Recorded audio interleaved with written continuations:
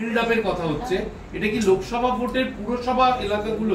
সবসময় এদের ভোটের মাথায় আছে, ওনার মুখে হাসি নেই। তার দুটো কারণ, একটা হচ্ছে নরেন্দ্র মোদীজি তৃতীয়বার প্রধানমন্ত্রী হয়ে গেছেন, 5 বছর সরকার চলবে, 300-এর উপরে সিট নিয়ে এনডিএ সরকার চালাচ্ছে। আপনারা জানেন আজকেও স্পিকার ইলেকশন ভয়েস ভোটে হয়েছে, বিরোধীরা ডিভিশন পর্যন্ত চায়নি, কারণ বিরোধীদের অনেকেই আজকে অ্যাবসেন্ট ছিলেন। তার মধ্যে পশ্চিমবঙ্গের তৃণমূলের 5 জন আজকে অ্যাবসেন্ট ছিলেন, খোঁজ নিয়ে দেখুন, 5 জন অ্যাবসেন্ট ছিলেন। তো তারা নিজেদেরই ভোট রাখতে পারবে না, ওটা ভালো করে জানে এবং খুব সচেতন ভাবে জানে যে বিজেপি যে 39% ভোট পেয়েছে, 2,33,27,000, বিজেপির প্রতিষ্ঠার পরে পার্সেন্টেজে আমাদের 19-এ বেশি ছিল, 40, তার থেকে একটু কম আমরা পেয়েছি, কিন্তু ভোটিং এ সবচেয়ে বেশি ভোট আমরা পেয়েছি। 19-এ 2,30,00,000 ছিল, এবারে 2,33,27,000 ভোট পেয়েছে, হাইয়েস্ট ভোট।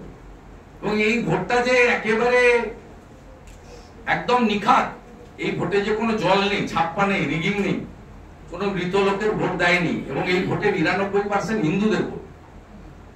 আমরা 1% মতো মাইনরিটি ভোট পেয়েছি হিসাব মতো, 99% হিন্দুদের ভোট। এটা মমতা ব্যানার্জির কাছে খুব অ্যালার্মিং। 92টা বিধানসভাতে ভারতীয় জনতা পার্টি এগিয়ে রয়েছে। কলকাতার মতো জায়গায় ভারতীয় জনতা পার্টি জোড়াসাঁকোতে, শ্যামপুকুরে,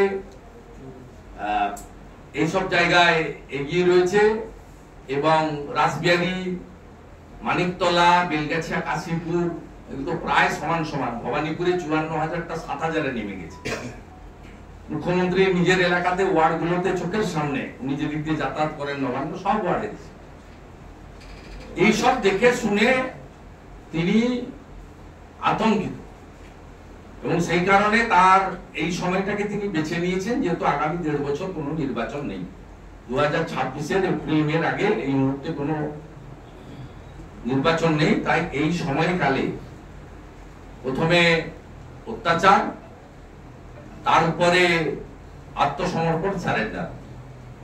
একইভাবে এই সরকারের এতটুকু লাজ লজ্জা নেই। আজকে মাননীয় ডিভিশন বেঞ্চ, বিচারপতি হরিশ ট্যান্ডন এবং হিরণময় ভট্টাচার্যের বেঞ্চ, তারা আজকে পোস্টপোল ভায়োলেন্স মামলায়, যে মামলায় আমি মামলা করেছি বিল, সেখানে বলছে যে পশ্চিমবাংলায় আইন শৃঙ্খলা রক্ষা করতে রাজ্য পুলিশ ব্যর্থ।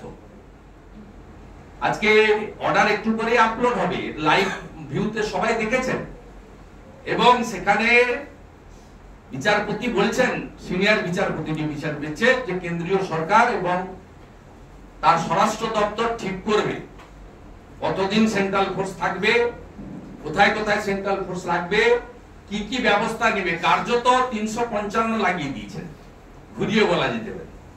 কেন্দ্রীয় সরকারের হাতে আজকে ল অ্যান্ড অর্ডারটা পুরো ছেড়ে দিয়েছে কলকাতা হাইকোর্টের ডিভিশন বেঞ্চ।